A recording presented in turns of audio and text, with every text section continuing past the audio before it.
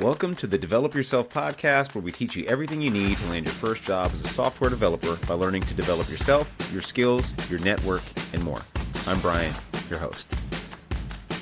I want to help you fix your LinkedIn, your resume, and have a strategy that can actually work to give you the best possible chance to get a software engineering job in 2026. Now, everything I'm going to tell you is from my personal experience as a full-time software developer and also the owner of a coding bootcamp, Parsity, where we teach students these same things. The tactics and strategies and practical tips I'm going to outline don't guarantee you success, but they should give you a much better chance. And after speaking with over 1,000 developers over the last few years, I've seen a lot of the same mistakes over and over and over and over. So let's go through them and pick off some of the lowest hanging fruit and do some things that you might not be comfortable with, but are going to give you a much better shot at actually getting to an interview than whatever it is you're probably doing now. So whether you're a junior developer, someone who's just started to code, or you're a super senior developer who finds yourself back on the market, maybe after a layoff, or just hasn't gone on the market pre-pandemic, and now you're thinking, geez, what the hell happened? Why are things so different? Now, I'm not some sort of LinkedIn algorithm expert, and anybody claiming to be is probably just trying to sell you something. But I know that people generally hate LinkedIn. They find it to be really cringy. It's full of AI generated slop, all this stuff. Let's make something clear. You need to have a LinkedIn profile that can catch recruiters, right? So we want to make a nice surface area for recruiters to look at us and say, hey, this might be a person that I would offer a job to. You cannot avoid LinkedIn. And if that is your goal or strategy, then just turn this off, because that's just not going to work. But I'm going to tell you something that I normally wouldn't have a year ago. I don't think you need to learn in public. In fact, I think that's kind of antiquated advice at this point. I do think there are some benefits outside of just getting a job from learning in public and posting about what you're doing. In fact, I've kind of made a business out of doing this, and it's led me to all sorts of interesting opportunities. I also know that 99.9% of you do not want to post on LinkedIn, and I actually think that's fine within reason. And I'm going to get to why I think you should be posting about once a week and how you can do commenting as a strategy in order to expand your network and get more opportunities coming in. But first of all, let's clean up your filthy LinkedIn, right? And I want you to use this mental framing as we think about LinkedIn, because yours is going to be different than mine, is going to be different than Danny Thompson or some other LinkedIn influencer that you probably follow. Your LinkedIn is not for your friends or family. It's basically for recruiters and other people in your profession. They don't want to take a chance on you. So everything you're doing should be to de-risk yourself and to leave evidence that you can actually do the thing that you claim to do. Now, junior developers have the most difficult time with this. They're often transitioning careers. They have like auto mechanic or lawyer or whatever in their title, and that's the first thing you see on their LinkedIn profile and their job history. This is not bad, but it's not helpful, because if a recruiter sees this who doesn't know you and does not want to take a chance on you, they're looking at this and thinking, I can't put this person forward. I'm not going to look super good if I put down this lawyer to this software engineering position. They're going to say, who the hell is this? Why'd you bring us this lawyer in here? They want to go for the sure shot. They're getting basically paid if you get hired. So they want to go for the shoe-in. So how do you look more like a shoe-in? Well, if you're a junior developer, erase aspiring, studying, learning, all these things that say, hey, I'm not a real software developer yet, and leave a trail of breadcrumbs that you actually can do the thing you're doing. And you might be saying, well, I don't even have any experience. Okay, that's fine. You may need to get a little bit of experience. You can volunteer somewhere. You can even build out a project, create an LLC, and then hire yourself if you really want to go balls to the wall. But you could also just volunteer or build something and put down freelance software developer, software consultant. You could put down your projects as your work experience. There are creative ways to get around this, but whatever creative way you choose, and me personally, I would choose the volunteer route or some sort of internship if possible. This is not easy. This isn't something you can do in a day, but ideally, the first thing that a recruiter should see, or anybody that goes to your LinkedIn profile, should be software developer. It should be something software related. Now, if you're not a junior developer, this should be a little simpler for you to do. And a lot of times what I see is the problem with more senior developers or mid-level developers is that they don't have a coherent story on their profile. Either their title is something kind of strange like software craftsman or full stack, nothing that's very easy to pinpoint exactly what they do and the technologies they use. Now, this applies to the most junior and the most senior person. Having a list of the technologies in each job so the recruiter can look you up by those keywords is incredibly important.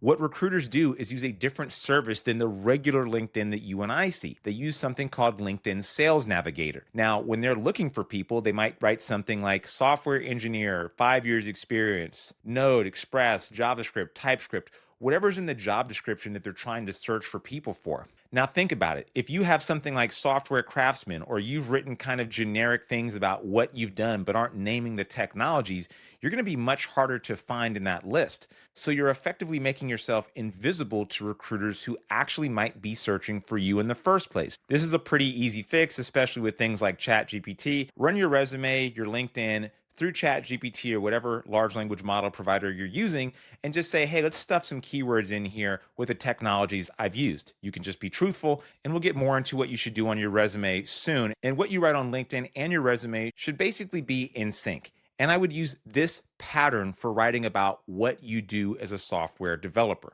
Instead of writing, I'm a C# developer, or used C# and ASP.NET and SQL to build full stack web services, or just list out the technology and that's it, add in the benefit. Tell a story with each bullet point, if possible. For example, added unit tests to a large TypeScript full stack application to reduce errors by 10%, or decrease the latency on a backend service written in Java by introducing caching with Redis, something like that. This tells the person not only the technologies you've used, but what you did and why it matters. So technology solved a problem. What was the outcome?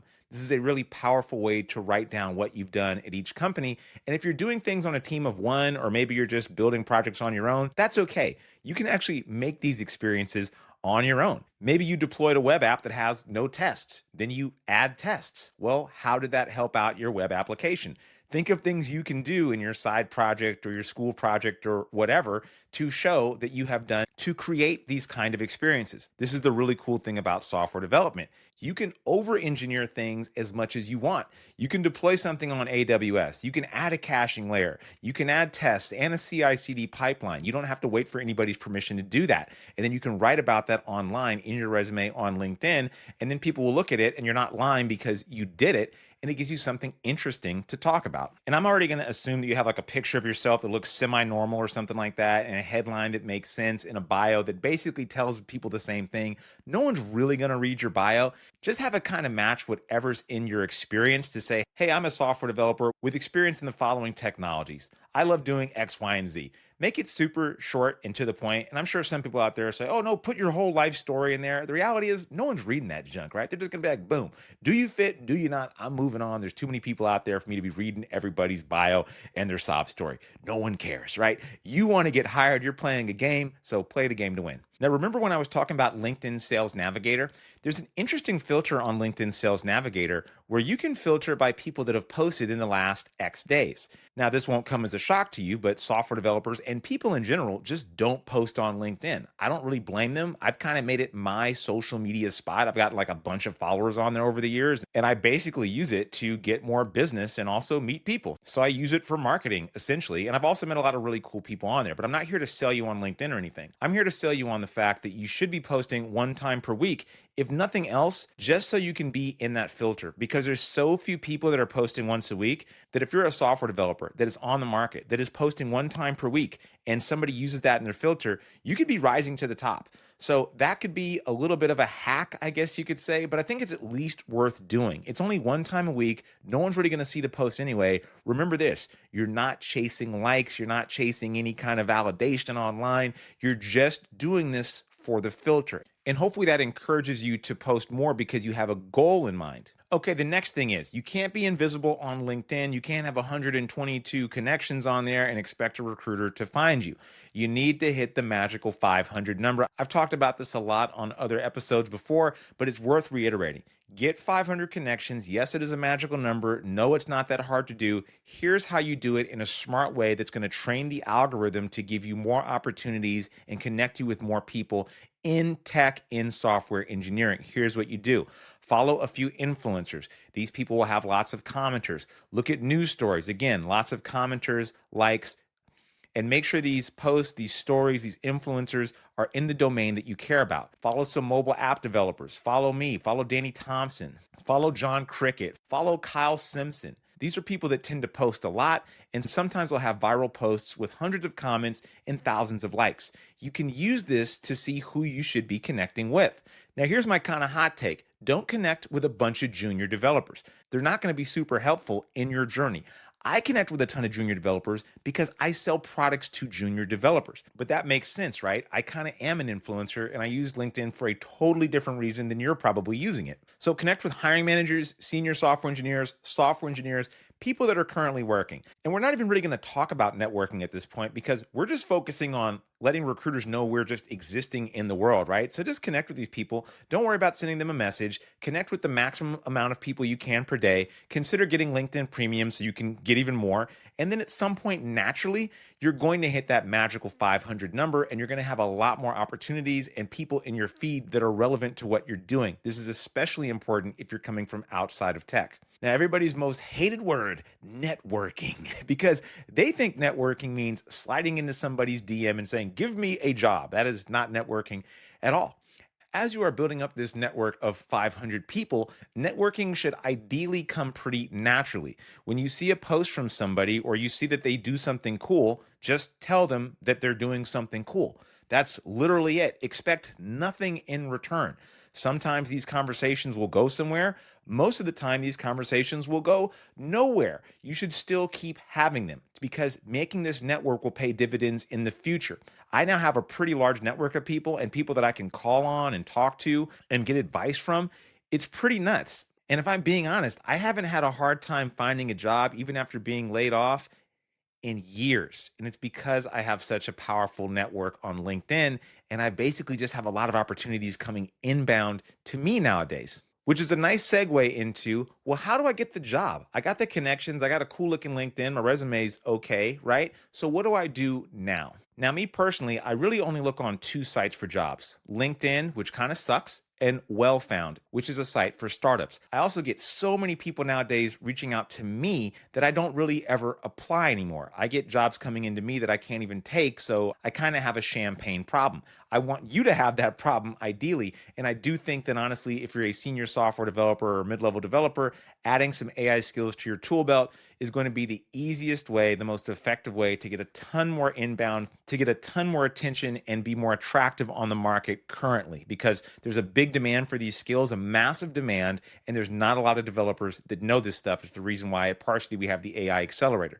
But if you're not a senior or maybe you have no interest in doing AI stuff at all, that's fine. There's still a ton of jobs out there. In fact, there are more jobs right now, more open positions right now than there were 2 years ago. So get it out of your head that the market is just trash and cooked and there's just nobody hiring. It's simply not true. Now, if you're a junior developer, the market still is very, very tight because there are not a lot of junior roles open. If you're a senior developer, the market should honestly be more open to you. But the market is also local. There are fewer remote-only opportunities than there were a few years ago. There's a lot more hybrid opportunities. If you're in Austin, Seattle, San Francisco, New York, you're probably seeing a lot of opportunity. If you're somewhere like Kentucky, things are probably kind of rough. But here's what you do when applying. You can smash the LinkedIn apply button, the LinkedIn easy apply, and be one of the 1,000 applicants out there. You're essentially just playing the lotto. I don't think there's anything wrong with playing the lotto because somebody's going to win the lotto, right? But it's probably not going to be you.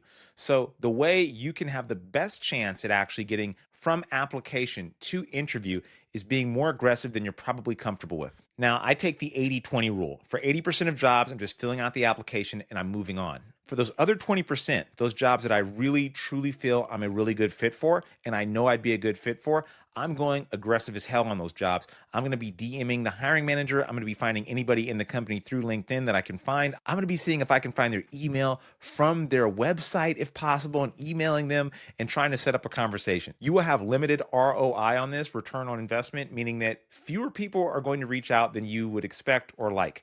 But it can work. This can be effective to getting somebody to actually look at your resume, which is the most important thing. Because now that they look at it, they can either decide, this looks okay, and now I want to bring you in, or no, this really isn't a good fit.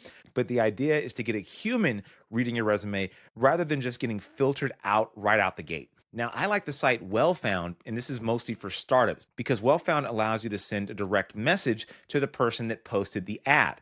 This can really be your time to shine. Now, I don't think you need to have a custom message for each person, although that would be ideal. Honestly, follow the 80-20 rule again. don't write something that sounds just chat GPT generated.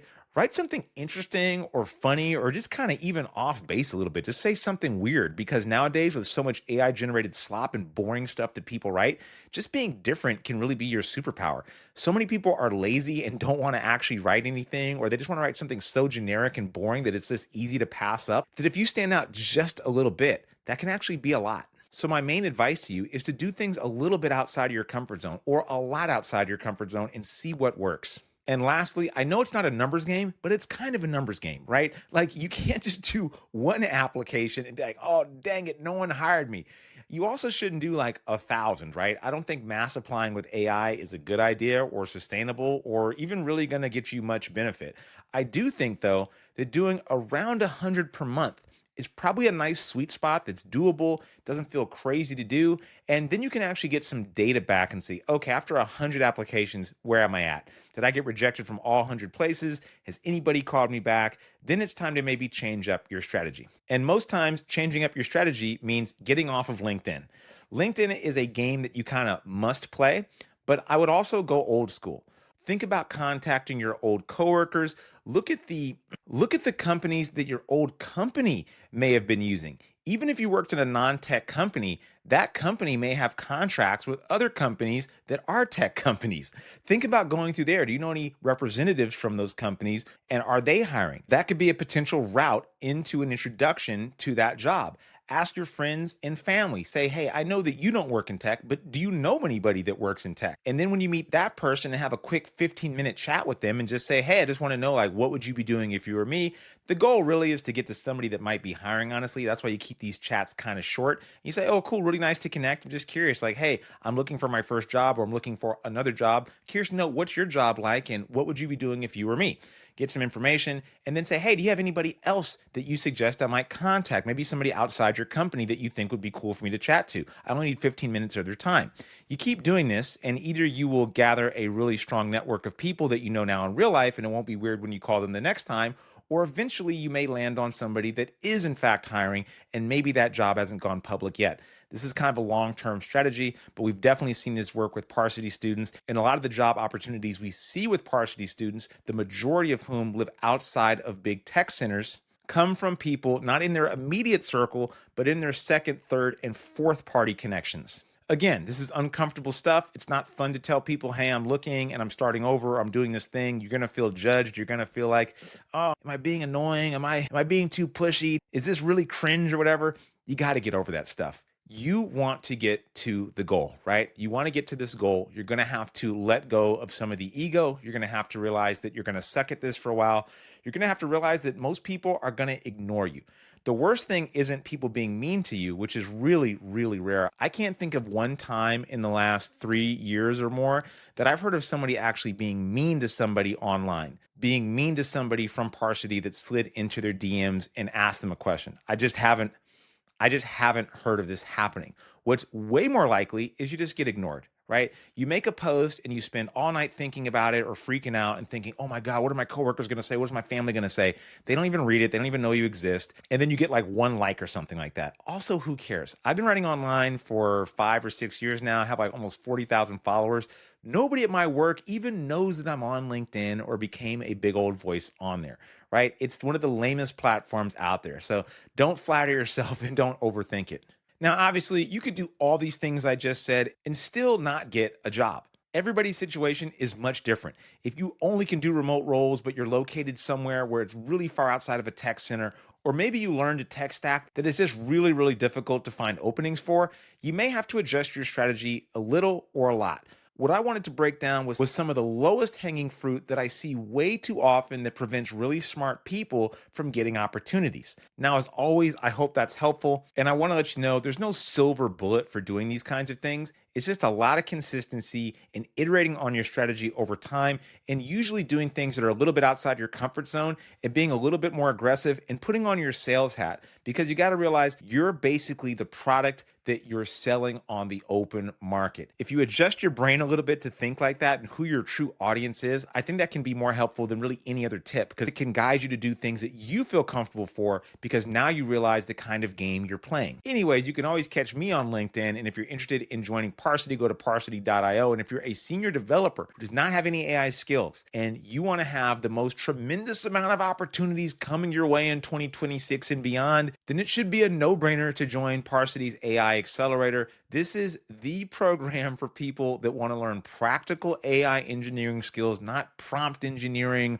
or how to just write better with Claude. I'm talking about RAG, agents, observability, testing LLMs, vector databases, and how to put all of this together to build and ship a real product that leverages AI, not a bunch of hype.